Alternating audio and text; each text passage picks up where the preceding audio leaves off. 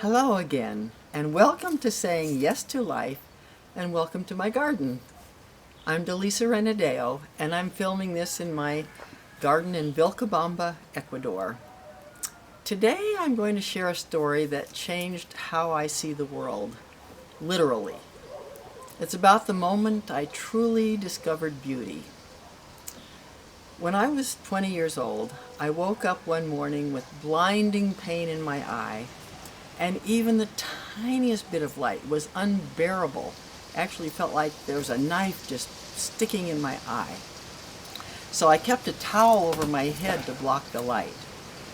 At the time, I was on a commercial fishing boat off the coast of southeastern Alaska, and so getting to a doctor meant chartering a small plane to Sitka, and then I had to wait for 3 days for the weather to clear so that I could fly to Anchorage, which was the city where the nearest ophthalmologist was. And all this time, I was waiting with a towel over my head. When I finally saw the ophthalmologist, he said to me, "You have a forest fire raging in your eye, and it's called iritis." And he told me, "We don't know the cause, and there isn't a cure. We just have some powerful steroid drugs that will try to put out the fire." So I felt some hope at that moment that at least they had a solution. But then he said something that I'll never forget. He said, "Iritis is a chronic disease, and it will keep coming back over and over again, and each time it will probably get a little worse." He says, "You'll probably end up blind." But I was only 20 years old. How would I live or work or take care of myself? But then a new thought came to me. I have to look at everything very carefully now and try to memorize it while I still can. I had grown up in Alaska, surrounded by majestic mountains and endless fields of wildflowers in the summer, but I had taken it all for granted. I saw it all the time. But now, with a patch over one eye, I started to really see beauty for the first time. And people's faces, people that I loved, my family, an individual little flower, or light on the water, everything was suddenly beautiful. Well, thankfully, the steroid drugs worked, and in about 3 months, my eye had healed. But that fear remained in me. When would it come back again? How much longer would I be able to see? And would I really go blind? The iritis did come back again a couple of times. And one flare-up was so bad that they treated it with injections into my eye. Yes, it was as awful as it sounds. After the healing was almost complete again, the ophthalmologist looked into the back of my eye one more time, and he discovered I had a detached retina. It was probably the trauma of the inflammation and the injections that led to this detached retina. So this required surgery to repair my retina, and I had to fly from my small town in southeastern Alaska to Seattle for the surgery. And I did lose some vision in that process of having that surgery.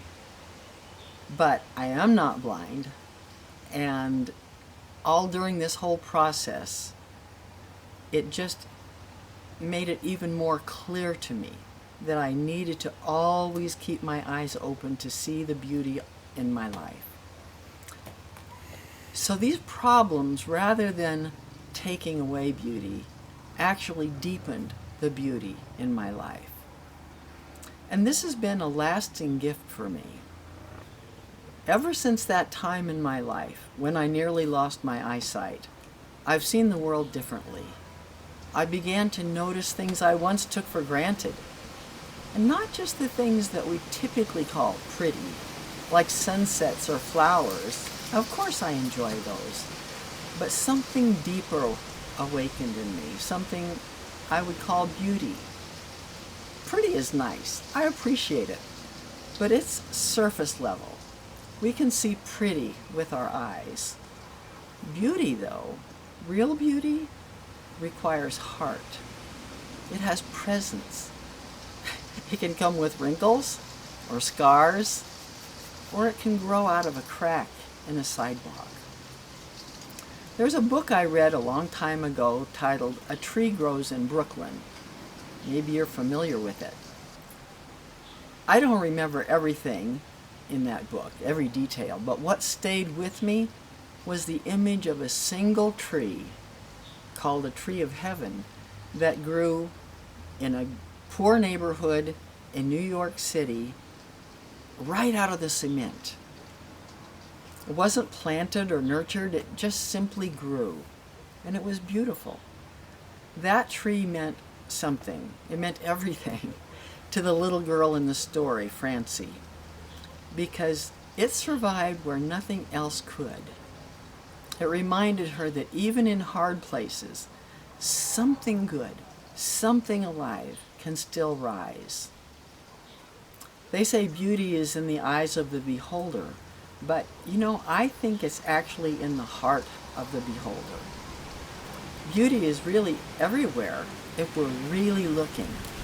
We can see it in a single leaf growing through the pavement, or a bird flying by, or a smile, or a small act of kindness.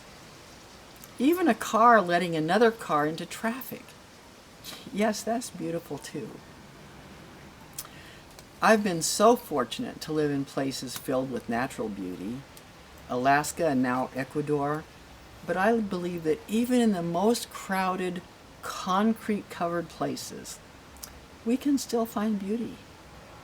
Beauty doesn't need a perfect setting. It just needs us to notice and to see with our hearts. So here's my invitation to you. Look around you right now and look not with just your eyes, but with your heart. And imagine that this might be the last time you'll see what's around you. How would you look at it differently?